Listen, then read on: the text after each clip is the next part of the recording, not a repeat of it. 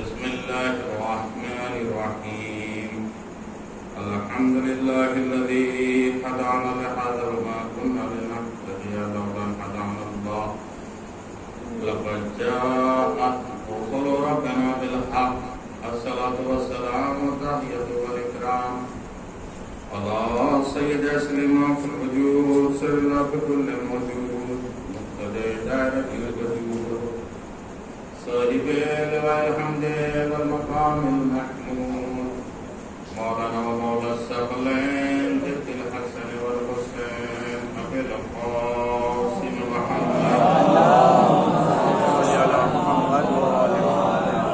وعلى الطيبين الطاهرين المعصومين المظلومين أما بعد فقد قال الله تبارك وتعالى في كتابه الكريم وقال الحق بسم الله الرحمن الرحيم إن الدين عند الله الإسلام صلوات پڑھے محمد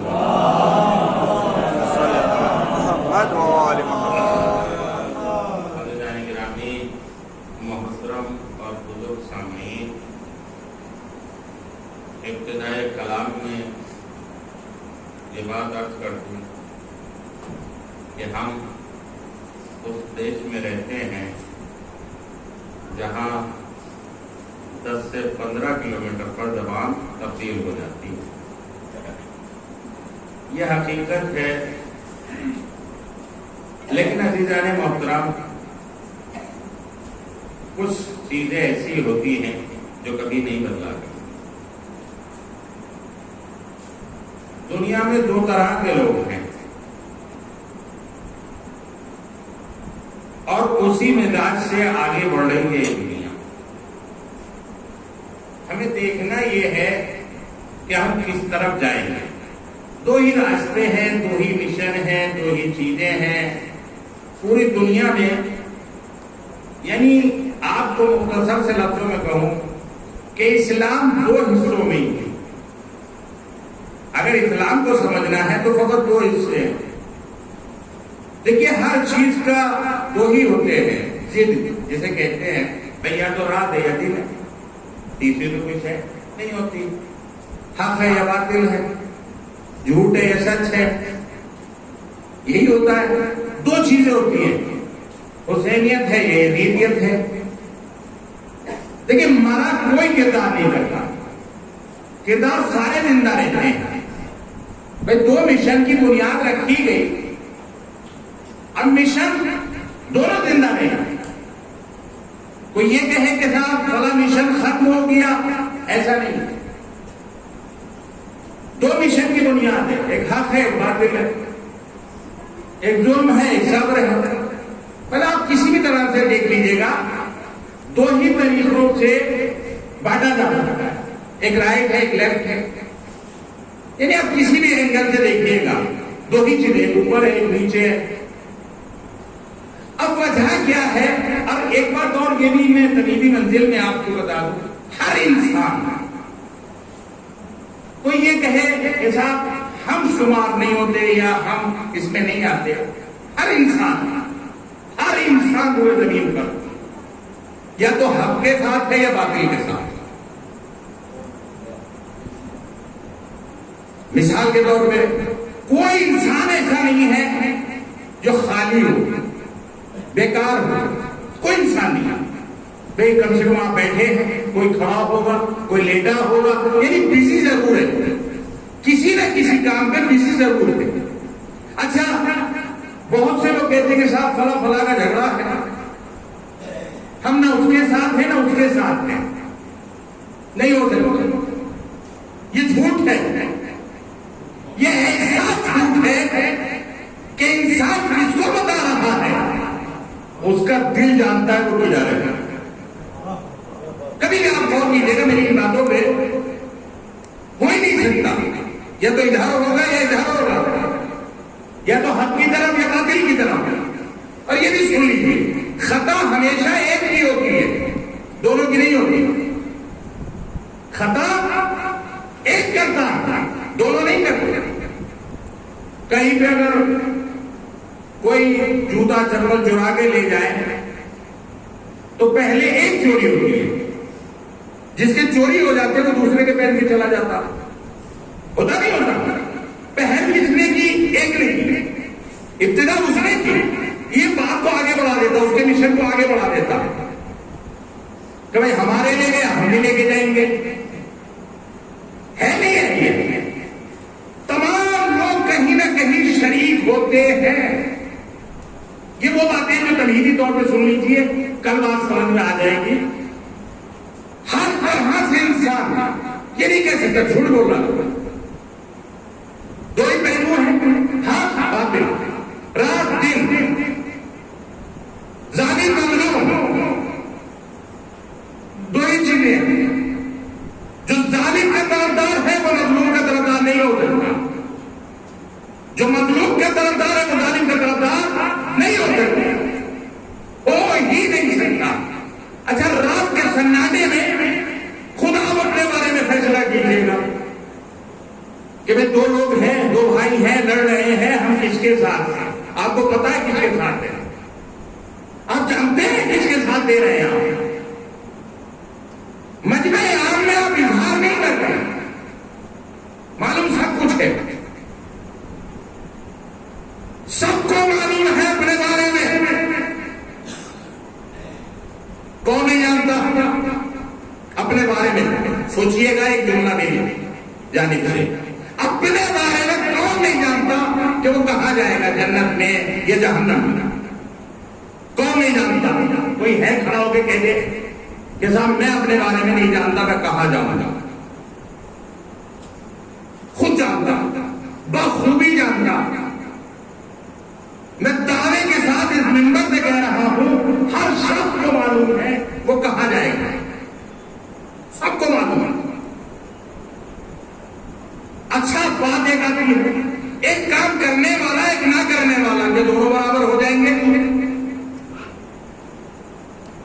اب تمام چیزوں پہ میں نے کلیات بیان کی ہیں، کلیات کا مطلب ہوتا ہے ان چیزوں پہ رکھ کے دیکھیے گا، دونوں پڑھ لو میں ایک ترازو میں رکھیے گا، ایک نماز پڑھنے والا ایک نہ پڑھنے والا برابر، روزہ رکھنے والا نہ رکھنے والا برابر ہو جائیں گے؟ حج، زکات، صوم، جہاد، آپ بتا سکتے ہو جائیں گے دونوں، ایک کرنے والا ایک نہ کرنے والا۔ اچھا چلیے پوچھتے ہیں والدین سے کہ آپ کے 2 بیٹے، 4 بیٹے، 3 بیٹے، جو بھی، ایک آپ کی بات ماننے والا ایک آپ کو گالیاں دینے والا، دونوں برابر ہو جائیں گے؟ ایک والدین کی اطاعت کرنے والا ایک اطاعت نہ کرنے والا، دونوں برابر ہو جائیں گے؟ نہیں ہوں گے نا؟ بھئی یہ تو کلیات ہے جو سب جانتے ہیں۔ ذرا سی بھی عقل رکھنے والا اتنا ضرور جانتا ہے کہ ایک بات ماننے والا، اطاعت کرنے والا، ایک اطاعت نہ کرنے والا، دونوں برابر ہو جائیں گے؟ لیکن والدین سے پوچھئے کہ ہم دونوں کو چاہتے ہیں، دونوں سے محبت کرتے ہیں، یہی تو کہتے ہیں نا، لیکن نہیں ہوتا، چھوٹ ہے، اس لیے کہ خلفشار نہ ہو۔ والدین اس لیے کہہ دیتے ہیں احتراماً، ورنہ والدین میں بھی اتفاق ہوتا ہے، دلوں میں دونوں بیٹوں کی برابر محبت نہیں ہوتی۔ آپ خود غور کیجیے گا، صاحب اولاد ہوں گے، اب یہ ساری کلیات، اب یہی چیزیں آ جائیں گی آپ اسلام کے دائرے میں۔ اللہ کہہ رہا ہے کہ مجھے جو دین پسند ہے وہ اسلام ہے، اس کا مطلب یہ ہے اور تمام ادیان کی مخالفت ہو رہی ہے، خود بخود۔ بھائی اللہ نے کہا مجھے دین اسلام پسند ہے، اس کا مطلب دوسرے ادیان، ظاہر سی بات ہے، میں اسلام کو دوست رکھتا ہوں۔ اچھا، اسلام کو جب اللہ دوست رکھتا ہے تو اس اللہ نے 1,24,000 انبیاء بھیجے، 14 معصومین بھیجے تھے اس دین اسلام کی خاطر، بھیجے کہ نہیں بھیجے؟ اچھا آپ ایک بار بتائیں، 1,23,999 ذرا تصور کیجیے گا، اس حضرت کے بارے میں سوچئے گا. اچھا جو آیا حضرت آدم سے لے کر آخر پیغمبر تک جو آیا کیا کہا؟ لا الہ الا اللہ، لا الہ الا اللہ، لا الہ الا اللہ. آخر ایسی کون سی بات ہے ہر نبی نے کہا لا الہ الا اللہ. ہر نبی کا کلمہ لا الہ الا اللہ، لا الہ الا اللہ. اس کا مطلب یہ ہے کہ لا الہ الا اللہ کوئی خاص شے ہے جس کی طرف زور دیا گیا. اور کتنے لوگوں انبیاء نے کہا؟ 1,24,000 انبیاء نے کہا. ذرا تصور کیجیے آپ. اب یہ لا الہ الا اللہ ہے کیا؟ اچھا جب مکے میں پیغمبر اکرم نے کہا تو کیا ہوا؟ لا الہ الا اللہ کیا ہوا؟ پتھر مارے، اذیتیں دی، نبی کو اذیتیں دی. کس لیے دی؟ اسی لیے تو دی تھی کہ لا الہ الا اللہ کہا. لا الہ الا اللہ کا گھاٹوں پہ چلنا پڑا، اذیتیں اٹھانی پڑی، پریشانیاں جھیلنی پڑی. اس کا مطلب لا الہ الا اللہ بہت اہم ہے. کیا ہم نے اس چیز کو سمجھا؟ صبح سے آپ اذان میں سنتے اللہ اکبر، اشہد ان لا الہ الا اللہ. آخر ہے کیا یہ؟ دیکھیے اگر میں خلاصے کے طور پہ کہوں فقط آپ تک بات پہنچانے کے لیے پیغمبر نے سرزمین مکے میں کہا، سرزمین مکے میں کہا، کفار نے ستایا.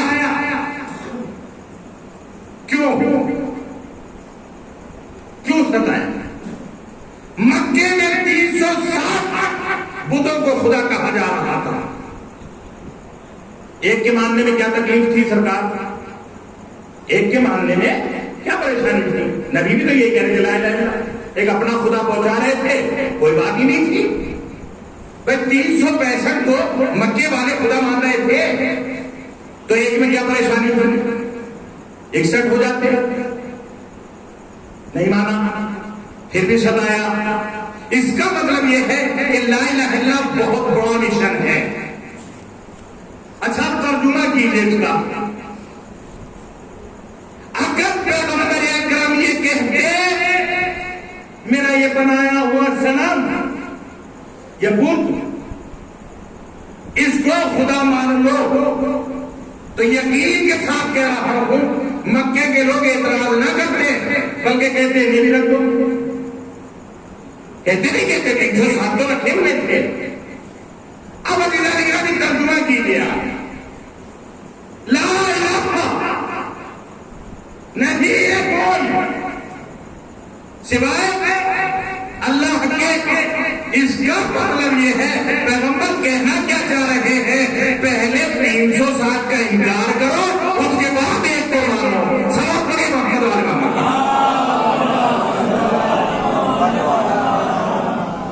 اصل معاملہ یہاں سے بات مل رہی ہے. سنیے، یہاں سے معاملہ دیکھیں، بات تو آگے دے لیکن میں یہاں سے بات کو آسانی سے آپ تک پہنچانے کی کوشش کروں گا. اب یہاں سے بات مل رہی ہے. اب جب بات کرنے ذرا سوچئے گا بلال کون تھے؟ ایک سلوات پڑھیے محمد والے محمد. جناب بلال کون تھے؟ غلام. فضہ کون تھی؟ غلام. سلمان کون تھے؟ صحابی. میسا، ابو ذر. ایک بات نوٹ کر کے سمجھو، غلاموں کی سمجھ میں آ گیا کیا؟ ذرا سوچئے گا اس بارے میں. یعنی غلام سمجھ کے حساب کیا ہے؟ نہ سمجھے تو مکے کے روزہ کا مطلب کون؟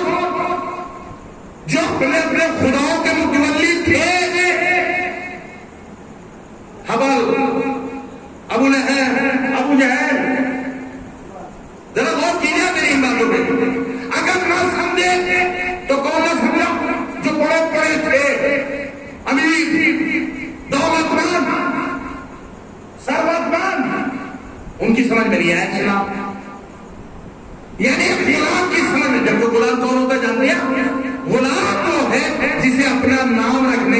نہیں ہے. اس سے تو بیچارے نے کہا کہ صبح سے فلاں کام پہ چلے جاؤ، وہ چلا گیا، شام تک اس کام کو کرتا رہا. اسی کو غلام کہتے ہیں. بات سمجھ میں نہیں آئی. مکے والے روزہ نہیں سمجھے، دولت مند نہیں سمجھے، غلام سمجھ گئے اسلام. بلال، میں نے بہت سی مثالیں دے دوں گا. وجہ کیا تھی؟ آخر ان کی وجہ کیا تھی؟ ابو لہب، ابو جہل و دیگر نام نہیں لوگ کر سکتے. آخر وہ اسلام نہیں سمجھ پا رہے تھے. یہ ہو سکتا پہلی کلاس کا طالب علم سمجھ جائے اور جو M A B Ed doctor وہ نہ سمجھ پائے. ہوتا ہے اور یقین نہ ہے تو آزما کے دیکھ لیجیے گا. کیوں نہیں سمجھتے؟ اس کی وجہ یہ ہے کہ جو وہ بت بنا کے رکھے تھے، بڑے بڑے بت، اچھا وہ کس لیے رکھے تھے وہاں؟ دیکھیں میں سیدھی گفتگو کر رہا ہوں بالکل آپ سے. ایک سوال پڑھیے محمد والے. اگر ان باتوں کو سمجھ جائیں گے تو بہت چیزیں آپ کے لیے آشکار ہو جائیں گی، بالکل واضح ہو جائیں گی. اچھا وہ رکھے تھے، کیوں رکھے تھے؟ ان کے اوپر بھی نظر آیا کرتی تھی، چڑھاوا آتا تھا. ان کو تو پہ چڑھاوا آیا کرتا تھا. چاندی، سونا، ہیرے، جواہرات، یہ سب آیا کرتے تھے. اونٹ لگا ہوا کرتے تھے، اونٹ قربانی ہوا کرتی تھی، حول کے نام تھی، فلا کے نام تھی. اچھا جاتا کہاں تھا؟ چاندی، سونا، ہیرے، جواہرات. بھائی جو آیا ہے چڑھاوا، بھائی جاتا کہاں تھا؟ ذرا غور کیجیے گا میری بات میں. یہ ساری چیزیں جو آئی تھی چڑھاوے کے طور پہ، چاندی، آدھا 10 کلو چاندی، سونا، تو چڑھایا کرتے تھے. اچھا چڑھا کے وہ چلے گئے تو یہ گیا کہاں؟ تو جو ان کے جملہ احتیاط کے طور پہ کہہ رہا ہوں، میں نے کسی کا مقصد نہیں ہے، میرا میں اس ممبر سے کہہ رہا ہوں، کوئی مقصد اس میں نہیں ہے، فقط ایک پیغام پہنچانا. تو جو اس کے مالک ہوتے تھے، مالک کو کیا کہتے ہیں؟ جو مالک ہے، مثال کے طور پہ کسی بھی چیز کا مالک ہوتا ہے تو غالباً اسے متولی وغیرہ کہہ دیتے ہیں آج کی زبان میں. متولی، اوقاف کا متولی ہو یا کسی بھی چیز. اچھا وہ جاتا کہاں ہے؟ انجمن بانٹتی ہے، مومنین میں تقسیم کیا جاتا ہے. زیادہ تر متولی کے جھگڑے بہت زیادہ ہیں، عہدے کے جھگڑے، منصب کے جھگڑے بہت زیادہ ہیں. یہ منصب، وہ منصب میرا، میں صدر ہو سکریٹری. کیوں بھائی؟ کیا فائدہ ہے؟ آخر اتنی جنگ و جدال کیوں؟ جانتے ہیں آپ، اس سے اس کا بیک گراؤنڈ معلوم ہوتا ہے. بالکل واضح بات کر رہا ہوں، بیک گراؤنڈ معلوم ہے. اگر میں صدر بن گیا کیا ہوگا، اسے پیچھے کے حالات سب معلوم ہے، کیا آتا ہے کیا جاتا ہے. جھگڑے کی بات کے، نماز کا جھگڑا کبھی دیکھا آپ نے؟ روزے کا جھگڑا دیکھا آپ نے؟ خمس کا جھگڑا دیکھا آپ نے؟ کوئی جھگڑا ہی نہیں. وہ بھی نہیں مانتا، وہ بھی نہیں مانتا، کوئی مشکل نہیں ہے. نہ وہ خمس دے، نہ وہ زکات دے، نہ وہ کوئی کچھ کہتے ہی نہیں.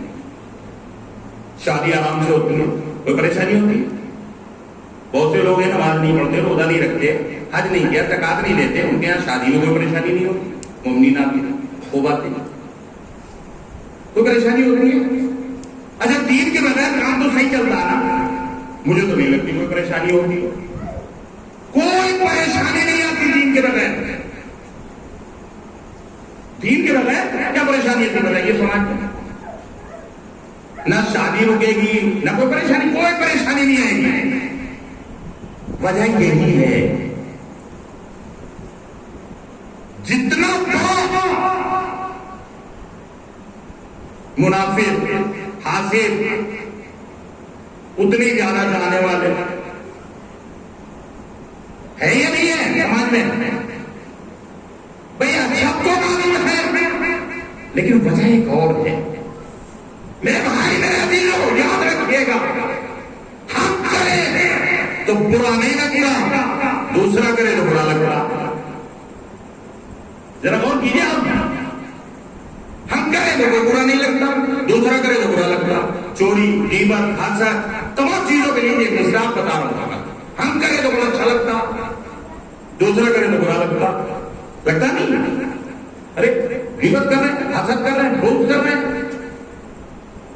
دوسرا ہم کریں تو کوئی پریشانی نہیں.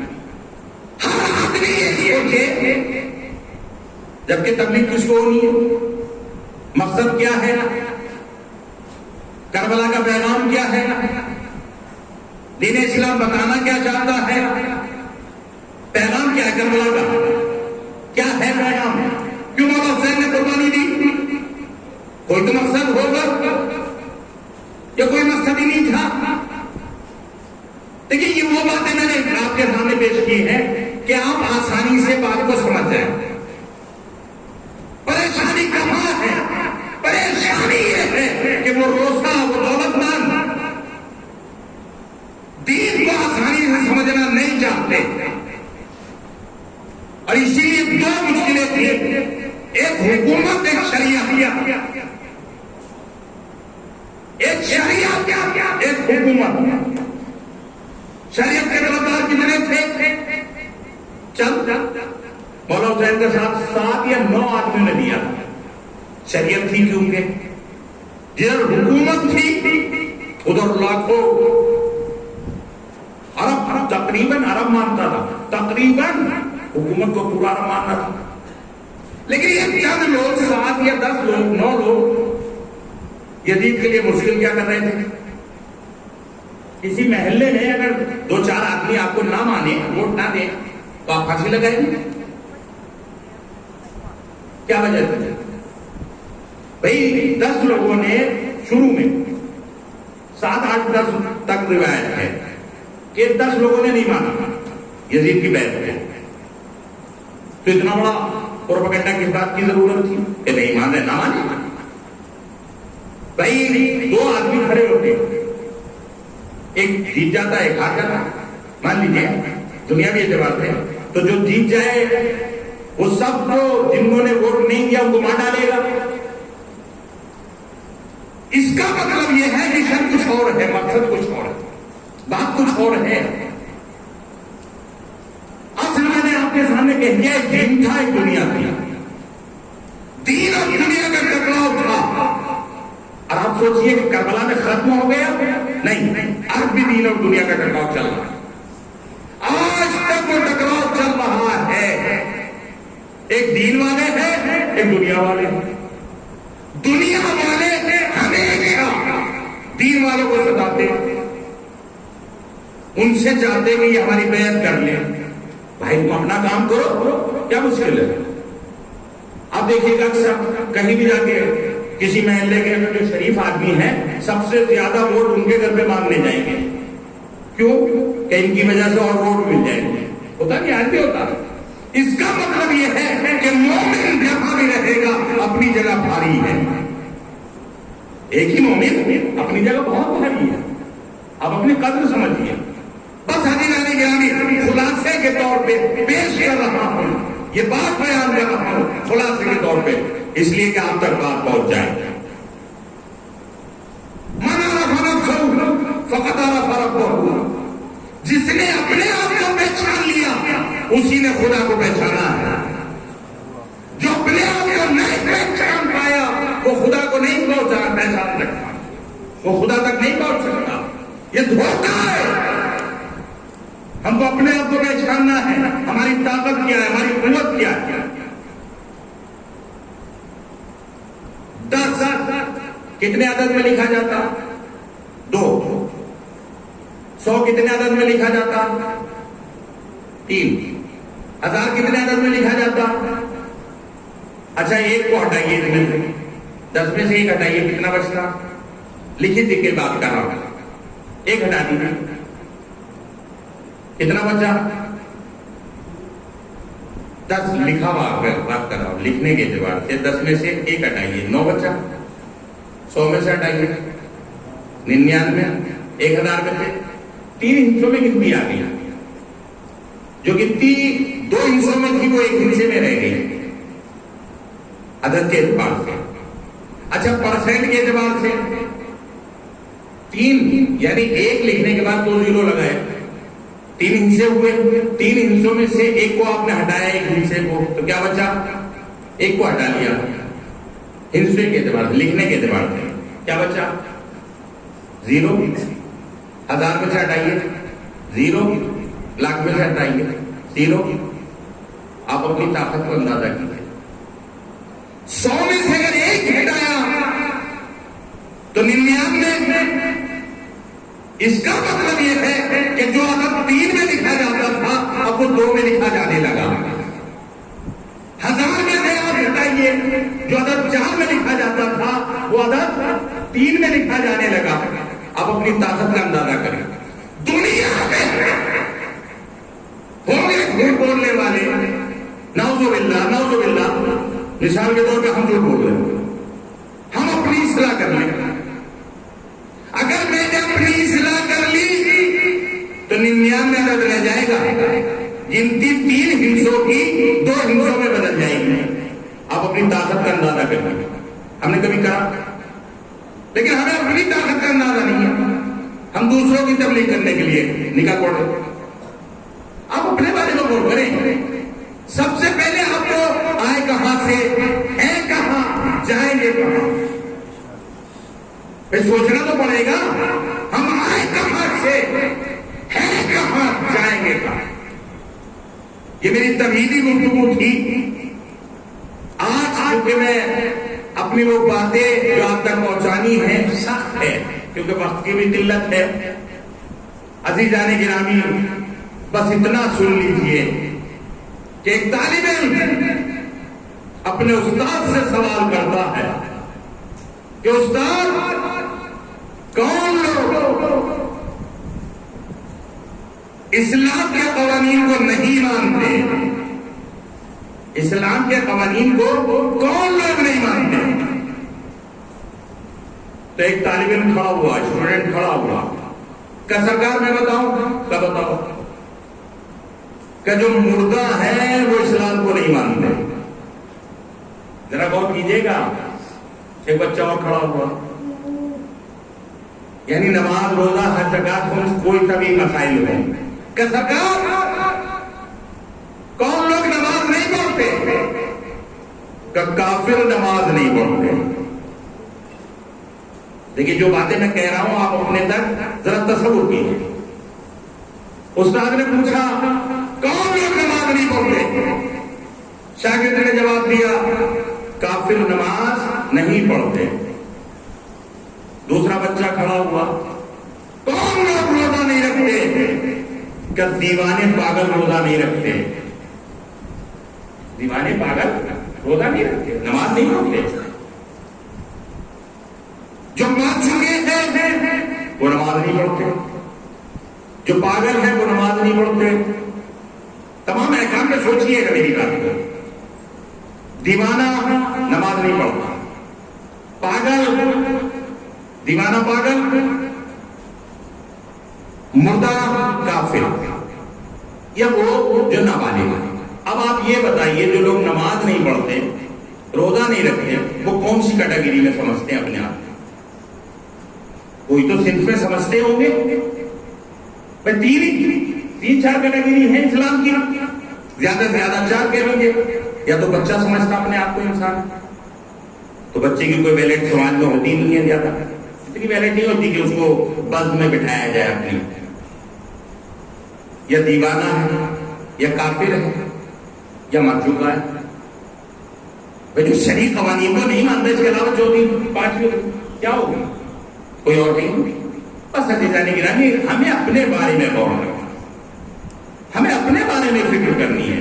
مرتے وقت کوئی گیا ساتھ میں آج تک؟ ابھی تک تو کوئی میں نے دیکھا نہیں کہ جو اپنے بیٹے کے ساتھ چلا جائے, اپنے باپ کے ساتھ چلا جائے. ہمیں خود کو جاننا. میرے عزیزوں, میرے بھائیوں, دیکھیے جنت تو ہر چاہنے والے کی, ہر چاہنے والے کے لیے جنت ہے. یا علی حبوں کا تقویٰ پر ایمان, تیری محبت تقویٰ اور ایمان. یا علی تیری محبت میں جنت خلق کی گئی، تیری دشمنی میں جہنم خلق کی گئی. میں برال حدیثیں نہیں سنانا چاہتا. من ماتا پہ آل محمد ماتا شہیدہ، مقبورہ، طہورہ، اتنی حدیثیں ہیں. جنت تو سب کے لیے، جنت کی آپ بات بالکل چھوڑ دیں. لیکن عزیزان گرامی، جنت میں ایسا نہیں ہے کہ سب ایک ہی جگہ رہیں گے. جب ٹرین جاتی ہے، گاڑی جاتی ہے، تو اس میں کئی درجے ہوتے ہیں. کوئی فرسٹ کلاس ہوتا ہے، کوئی سیکنڈ ہوتا ہے، کوئی تھرڈ ہوتا ہے، کوئی سلیپر، اسی طرح سے کوئی لوکل ہوتا ہے. تو عزیزو، ایک ٹرین کے اندر سفر تو سب کرتے ہیں.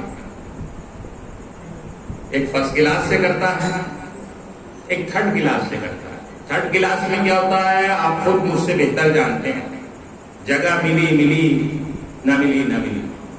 ٹرین کے اندر آپ اندازہ کر لیں، اسی طرح سے بالکل سسٹم سب بتاتا ہے. ایک فرسٹ کلاس سے جا رہا ہے، ایک سیکنڈ سے، ایک تھرڈ سے. بس عزیزو، یہی مسئلہ ہے اسلام کا. ایسا نہیں ہے سب برابر ہیں، سب برابر کبھی نہیں ہو سکتے. فقط اور فقط کائنات کے اندر اہل بیت کے علاوہ کوئی ایسا نہیں ہے جو یہ دعویٰ کر دے کہ ہمارا پہلا بھی محمد ہے، ہمارا آخری بھی محمد ہے، ہم کل کے کل محمد ہیں. سلوات پڑھیے محمد والا. اب آپ کو اپنے بارے میں اتنی فکر کرنی ہے کہ کس طرح سے جانا ہے. جنت تو جائیں گے، نتیجہ تو جنت ہے، لیکن آپ تو جائیں گے کیسے؟ لیکن وجہ کیا ہے؟ انسان جو سفر کرتا ہے اس سے پوچھئے کہ بمبئی تک لوکل سے جانا کیسا ہوتا ہے، اور جب جاتا ہے تو اپنے ساتھ سامان لے کے چلتا ہے. ایسا تو نہیں کہ خالی ہاتھ چلا جائے. خالی ہاتھ نہیں جایا جائے. بس میری بات آپ تک پہنچا گئی. مولا حسین نے کل انشاءاللہ 2 ہی مشن ہیں، 2 ہی چیزیں ہیں. الگ بات ہے کہ ہم اس کو چند طریقوں سے پیش کرتے ہیں، نہیں، فقط 2 رائٹ ہے، حق پاک. اس کے علاوہ کوئی راستہ نہیں ہے. انسان یا تو ادھر ہو جائے یا ادھر ہو جائے، بیچ کا کوئی راستہ نہیں ہے، کوئی راستہ نہیں بنتا. اس لیے کہ ہر تھوڑی سی بھی عقل رکھنے والا انسان جانتا ہے. ابھی مجلس میں کوئی آئے، اٹھے، پھر آئے، پھر جائے، پھر آئے، پھر جائے، یہی کام کرتا رہے تو ہر عقل مند آدمی کہے گا یا تو باہر بیٹھ جاؤ یا اندر بیٹھ جاؤ. بس میرے عزیزو، یا تو اسلام کو قبول کرو، ورنہ اسلام میں بھیڑ کرنے کی ضرورت نہیں. کیا فائدہ بھیڑ کر کے؟ فائدہ بتائیے. کوئی فائدہ؟ جب مولا روز محشر ہمیں دیکھے گا، ہمارا امام، اور اس نے ہماری برائیاں دیکھ لی تو کیا ہوگا؟ یہی تھا جو میرے نام کو بدنام کر رہا تھا. ذرا سوچئے اس بات پہ. میں نعوذ باللہ اگر غلط ہوں اور میں کہہ رہا ہوں میں حسینی ہوں، اتنی بڑی تہمت لگا رہا ہوں مولا حسین پر. میں مولا حسین کے مشن کے خلاف ہوں اور اس کے بعد کہتا ہوں میں حسینی ہوں. ذرا سوچئے کتنی بڑی تہمت ہے مولا حسین پر. ہے تہمت ہے نہیں ہے؟ 2 ہی چیزیں ہیں. میں نے پھر کہا، بار بار کہوں گا، حق باطل، جھوٹ سچ. یزید کا مشن کیا تھا؟ جوا، شراب، چوری، حسد، دوست، تمام وہ چیزیں. مولا حسین کا مشن صبر، علم، عدل، سخاوت، کرامت، شرافت، یہ چیزیں تھیں. نماز، روزہ، حج، زکات، صوم، زیارت. کس کے گھر میں پروان چڑھے؟ کس کے گھر میں پروان چڑھے گی؟ نماز کس کے گھر میں پروان چڑھی؟ روزہ کس کے گھر میں پروان چڑھا؟ یہ تمام اہل بیت کی فرض ہیں. نماز، روزہ، حج، زکات، صوم، زیارت، یہ تمام کی تمام چیزیں اہل بیت کی فرض ہیں. اہل بیت کے گھرانے میں پروان چڑھی ہیں یہ چیزیں، کہیں اور نہیں. عزیزان گرامی، اسی لیے یہاں کوئی صابر ہے، کوئی زین العابدین ہے. اماموں کے القاب مجھے نہیں پوری تفصیل میں جانا، اماموں کے القاب اٹھائیے آپ، کون کون سے امام المتقین، اتنے القاب ہیں، یہ تمام کی تمام چیزیں اسی گھرانے میں پروان چڑھی ہیں۔ بس ہم اپنے آپ کی بنا پہ مولا کو تہمت نہ دیں، ہماری وجہ سے ہمارا مولا بدنام ہوتا، لوگ ہمیں دیکھتے ہیں، ہمارے مولا کو فیصلہ کرتے ہیں۔ کون جا رہا ہے؟ مولا حسین کا چاہنے والا، اور چاہنے والا نعوذ باللہ غلط ہو، کتنی بڑی تہمت ہے۔ کیا ہمارا امام روتا نہیں ہوگا؟ خدا کی قسم ہم لوگوں کی ذات سے۔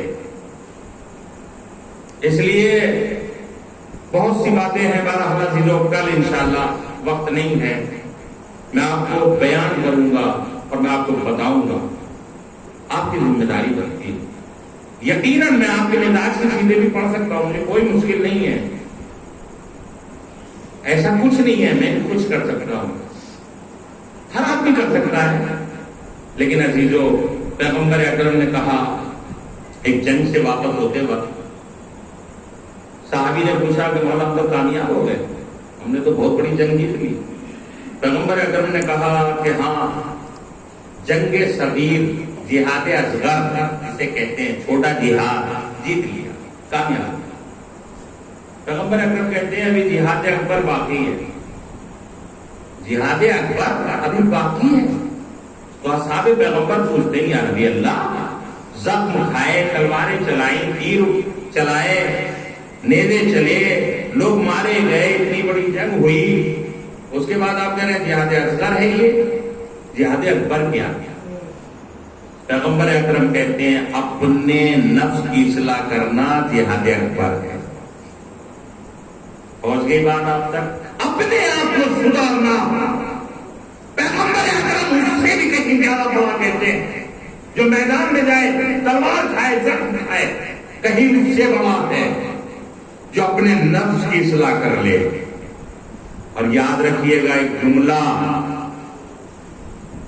مجمع عام میں مومن نہ کہلائیے، تنہائی میں مومن بن کے دکھائیے۔ میری بات یہ آپ تک پہنچ جائے، تنہائی میں مومن بنیے گا، جب تنہا ہوا گھر کے سناٹے میں، کہیں بھی جہاں بھی آپ تنہا ہو، اس کے بعد آپ کا دل آپ کو مومن کہے۔ کمال یہ نہیں ہے کہ مجمع عام میں لوگ مومن کہتے ہیں، آپ کا دل مومن آپ کو کہتے، اس دن کمال ہوگا۔ کمال یہ نہیں لوگ کہہ دیتے ہیں مثال کے طور پہ مومن ہے، بہت نمازی ہے، بہت روزے دار ہے، نہیں، یہ کمال نہیں ہے، یہ کمال نہیں ہے۔ اس لیے کمال ہر انسان جانتا ہے، اس کا دل کہے کہ تو نماز کیسی پڑھتا ہے، تو روزہ کیسے لگتا ہے، سب بتاتا دل۔ یہ وہ باتیں ہیں جو سب جانتے، سب جھوٹ بولتے ہیں، خدا کی قسم ہر آدمی اپنے بارے میں جانتا ہے۔ بس پوری دنیا کے کہنے سے کوئی مومن نہیں ہوتا، اور پوری دنیا کے کہنے سے بھی کوئی کافر نہیں ہوتا۔ اگر پوری دنیا کسی کو کافر کہے تو کافر نہیں ہو سکتا، اور پوری دنیا اگر کسی کو مومن کہے تو مومن نہیں ہو سکتا۔ جو انسان ہے وہی رہے گا۔ بس یہ الزام چھوڑ دیجئے کہ ہمارے مولانا لوگ غلط کر رہے ہیں، یا ہمارے مولانا لوگ نے یہی بات کہی، وہ آئے انہوں نے یہ بات کہی، انہوں نے یہ بات کہی۔ نہیں، آپ کی ذمہ داری آپ کی ہے، آپ کو سدھرنا ہے۔ آپ کو اللہ نے عقل دی ہے، ہم کو اللہ نے عقل دی ہے۔ ہر شے میں یہ تلاش کریں کہ دو ہی راستے میں نے بتائے، ایک ادھر ہے، ایک ادھر۔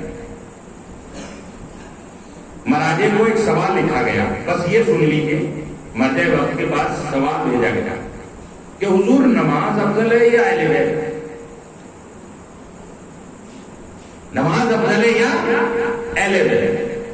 آپ کے اور ہمارے اعتبار سے جو دنیاوی یعنی ہندوستانی اور پاکستانی ماحول ہے، تو جو مولائی کہلائے جاتے ہیں اہل بیت، اور جو تھوڑے سے اصولی بیچارے نماز روزے والے ہیں وہ کہتے ہیں کہ بس نماز ٹھیک ہے۔ یہی توقعات مرجع سے بھی رکھتے ہیں ہم اپنے بارے میں۔ مرجع کو بھی صحیح سے نہیں جانتے، ہم مرجع کو بھی یہی سمجھتے ہیں، جیسے ہم سوچتے ہیں ویسے ہمارا مرجع سوچتا، ایسا نہیں ہے۔ جواب آیا کہ تیرا سوال بتا رہا ہے تو کسی ایک کو چھوڑنا چاہ رہا۔ جواب یہ نہیں آیا یہ بلکہ جواب آیا تیرے سوال میں یہ بات چھپی ہوئی ہے کہ تو ایک کو چھوڑنا چاہتا. اور عزیزو جب بھی یہ بات چلے گی منبر پہ, جہاں بھی یہ بات چلے گی منبر پہ, یہ اپنا دیکھے خدا کی قسم یاد رکھیے وہ ایک کو چھوڑنا چاہتا. یہ بات میں نے آپ تک پہنچائی اور آپ غور کیجیے گا, میری غلط بات ہے تو آپ ثابت کر دیجیے گا. ایک چیز کو چھوڑنے کے لیے یہ سارے سوالات بنائے جاتے ہیں تاکہ یہ چیز ہٹ جائے. بس عزیزو, اسی لیے میں نے کہا غلاموں کی سمجھ میں آ گیا اسلام. ثروت مند, دولت مند, پڑھے لکھے, ان کی سمجھ میں نہیں آیا اسلام. یہی تو سیاست کو سمجھیے. آج بھی ایسے ہی ہے, کل بھی ایسے ہی تھا. بس عزیزو, دو ہی مشن ہیں. مولا حسین حق کے راستے پر نکلے, یزید باطل کے راستے پر. میں تفصیل میں نہیں جا سکتا, یہ ذرا غور کیجیے گا کل کے لیے انشاءاللہ کہ مولا حسین سے کیوں اتنا اصرار تھا کہ بیعت کرو, کیوں اصرار تھا بیعت کرو, بیعت کرو, بیعت کرو. جبکہ یزید کے باپ نے بھی صلح کی, صلح کی بات رکھی, اس کے دادے نے بھی صلح کی بات رکھی, لیکن یہاں پہ آ کے بیعت کی بات کیوں رکھی؟ ایک تو یہ سوچئے گا, دوسری بات یہ سوچئے گا کہ 7 آدمی اگر بیعت نہ کر رہے تھے تو کیا مشکل تھا, یہ ضرور سوچئے گا. اس کا مطلب یہ ہے کہ یزید یہ جانتا تھا زہرا کا لاڈلا اکیلا ہی کافی ہے, زہرا کا لاڈلا پورے عرب پہ بھاری ہے. یہ سوچئے گا, یعنی اتنی حیثیت تھی زہرا کے لاڈلے کی کہ ایک طرف سارا عرب تھا, دوسری طرف مولا حسین تھے. سوچئے اس کا مطلب پورے عرب کی کوئی حیثیت نہیں تھی یزید کی نگاہ میں. حسین کو جانتا تھا, اچھی طرح پہچانتا تھا. کیوں عزیزان گرامی؟ اس لیے کہ حسین 1,23,999 انبیاء اور پیغمبر اکرم کے وارث تھے. حسین, میں نے پیغام آپ تک پہنچا دیا. کون تھے؟ 1,24,000 انبیاء کے وارث تھے مولا حسین. وارث جناب آدم سے لے کر پیغمبر اکرم تک, مولا کائنات تک, امام حسن تک, سب کے وارث تھے مولا حسین. اسی لیے بہرحال میں نے آپ کو یہ خلاصے کے طور پر بتا دیا. بہت بڑا مسئلہ ہے اسلام کو. دیکھیے اسلام فہمی, میرا مقصد ہے اسلام آپ تک 2 لوگ تک بھی پہنچ جائے. کوئی بات بہت ہے, ضروری نہیں ہے داد دیں گے مجلس میں بہت شور شرابہ ہو, کوئی ضروری نہیں ہے, ضروری نہیں ہے. میرے لیے مجھے کوئی ضرورت نہیں ہے. ہاں میں فضائل ایسا نہیں پڑھتا, لیکن ضروری نہیں ہے. آپ داد دیجئے نہ دیجئے, بس صلوات پڑھ لیجئے. صلوات پڑھیے محمد والے. بس عزیزو, یہ 2 مشن جس کے لیے اتنا دباؤ بنایا گیا کہ مولا حسین کو مدینہ چھوڑنے پہ مجبور کیا گیا, اور اتنا مجبور کہ مولا حسین مکے کی طرف چل گیا. مکے سے حج کو عمرے سے بدلا, اس کے بعد مولا حسین آگے. تصور کیجئے کہ جب مولا حسین مدینے سے چلے, جناب زینب کون تھی؟ ثانیہ زہرا. انشاءاللہ بتاؤں گا ثانیہ زہرا کسے کہا جاتا ہے. جناب فاطمہ زہرا کی منزلت لے کر چلی جناب زینب. 2 محرم کو بھائی کے شانہ بشانہ ہو گئی جناب زینب. بھیا یہ کس کا لشکر آیا؟ بہن فلاں کا. بھیا کوئی ہمارا طرفدار نہیں ہے, ہمارا چاہنے والا نہیں ہے. کہاں بہن زینب ایک ہے. کہ کون؟ کہ حبیب. خط لکھ کر بلایا, خط لکھ کر بلایا. مولا حسین نے رجل فقیہ, مرجع وقت حبیب, مرجع وقت. بس عزیزو جب نام حبیب کا آ گیا تو انشاءاللہ اسی پہ اپنی بات تمام کر دوں گا. کون تھے حبیب؟ بس اتنا سن لیجئے. حبیب کون ہے؟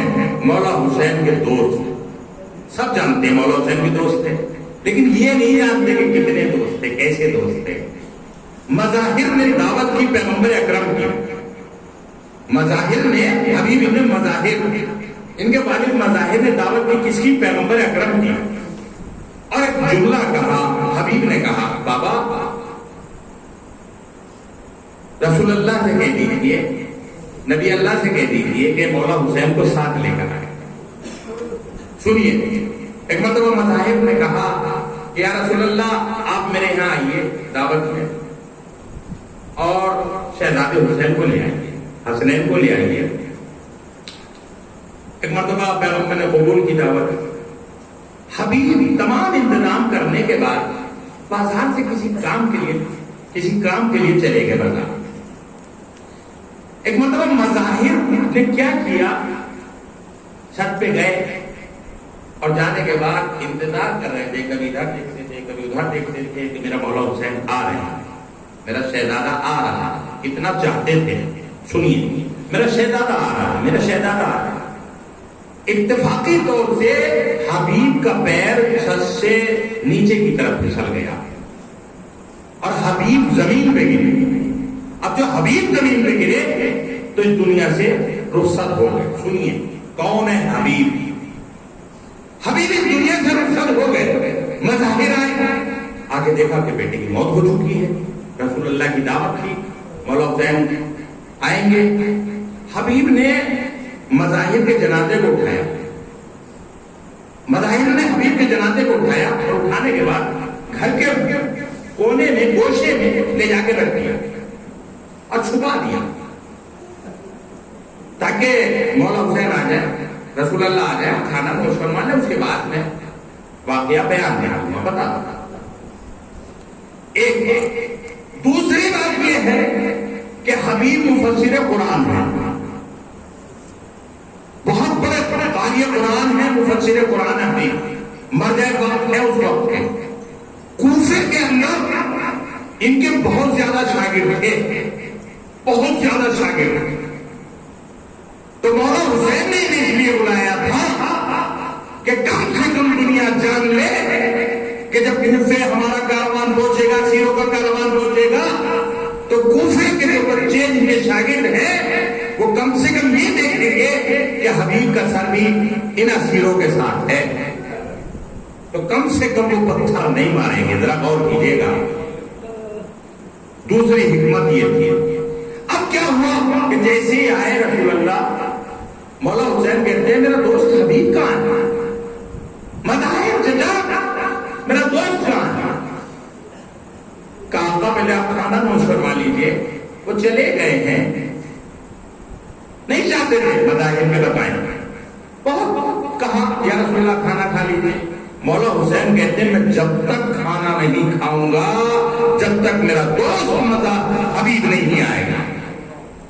جب تک میرا دوست حبیب نہیں آئے گا میں اس وقت تک کھانا نہیں کھاؤں گا. بس ایک مرتبہ جیسی یہ دل مولا حسین نے رکھی تو مظاہر بے چین ہو گئے، پریشان ہو گئے. ہاتھوں کو جوڑ کے کہا یا نبی اللہ، حبیب اس دنیا سے چلے گئے، حبیب اس دنیا سے چلے گئے. بس ایک مرتبہ مولا حسین کہتے ہیں نانا میرے حبیب کو زندہ کر دیجئے ورنہ میں کھانا نہیں کھاؤں گا. بس ایک مرتبہ رسول اکرم نے 2 رکعت نماز پڑھی اور حبیب کے جنازے میں جب نماز پڑھ لی اور حبیب زندہ ہو گئے. عزیزو یہ ہے حبیب ابن مظاہر، مفسر قرآن کا حبیب ابن مظاہر. دوسری بات یہ تھی کہ مکے سے اس لیے بلایا تھا کہ مکے میں جب پتھر پھینکے جائیں گے، کوفے میں جب پتھر پھینکے جائیں گے، آگ پھینکی جائے گی، تو کم سے کم حبیب کے شاگرد کم سے کم اتنا دیکھیں گے کہ ہم حبیب کا سر بھی ہمارے ساتھ ہے، لہذا کم پتھر پھینکے جائیں گے، میری بہنوں کو کم سہتایا جائے گا. عزادارو سنیے، جب یہ کوفے میں کاروان پہنچا ہے، ایک مرتبہ حبیب کے بیٹے قاسم نے جیسے اپنے بابا کے سر کو نوکے نیزہ پہ دیکھا، ایک مرتبہ بنی ہاشم پہنچنے کے بعد ایک اعلان کیا، اے بنی اسد کے قبیلے والوں، تمہاری غیرت کو کیا ہو گیا ہے؟ میرے بابا کا سر نوکے نیزہ پہ ہے۔ حبیب کا بیٹا قاسم تھا۔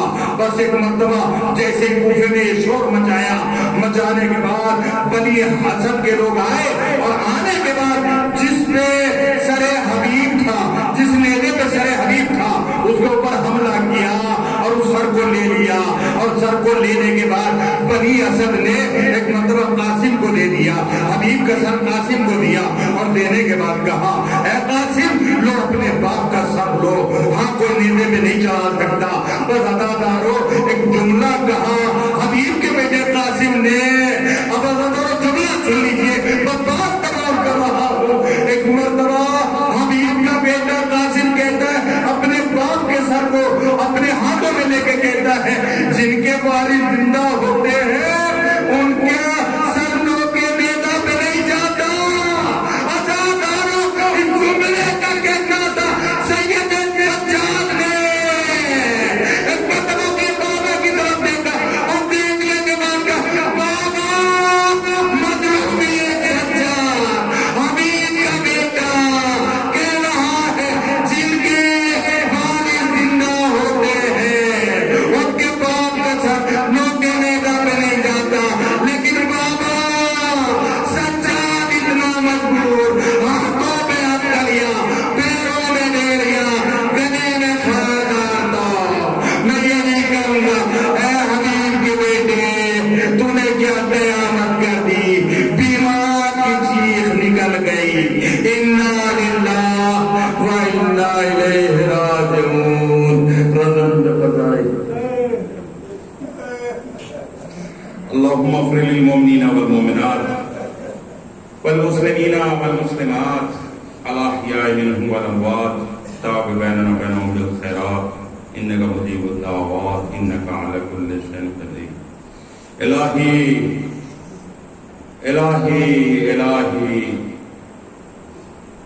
پروردگار، یا اللہ، یا کریم، یا رحمان، تجھے واسطہ محمد اور آل محمد کا ہمارے گناہ صغیرہ اور گناہ کبیرہ کو معاف فرما۔ الہی واسطہ محمد اور آل محمد کا میرے معبود ہماری کوتاہیاں انہیں درگزر فرما۔ میرے معبود، میرے پالنے والے پروردگار، تو رحمان ہے رحم فرما، تو کریم ہے کرم فرما۔ معبود تجھے واسطہ محمد اور آل محمد کا جہاں جہاں بھی بیمار ہیں انہیں شفائے کاملہ عطا فرما، جو بھی مقروض ہیں ان کے قرض کو غیر سے ادا فرما۔ میرے معبود محمد اور آل محمد کے طوفیل میں جہاں جہاں بھی تیرے چاہنے والے، دین اسلام کے محافظ، دین اسلام کے پاسبان، دین اسلام کے چاہنے والے، محبت کرنے والے، دین اسلام کو ماننے والے ہیں، میرے معبود ان کے جان و مال، عزت و آبرو کی حفاظت فرما۔ میرے معبود وقت کے امام زمانہ کے ظہور میں تعجیل فرما، اور ہم کو ان کے اعمال و انصاف میں شمار فرما۔ رب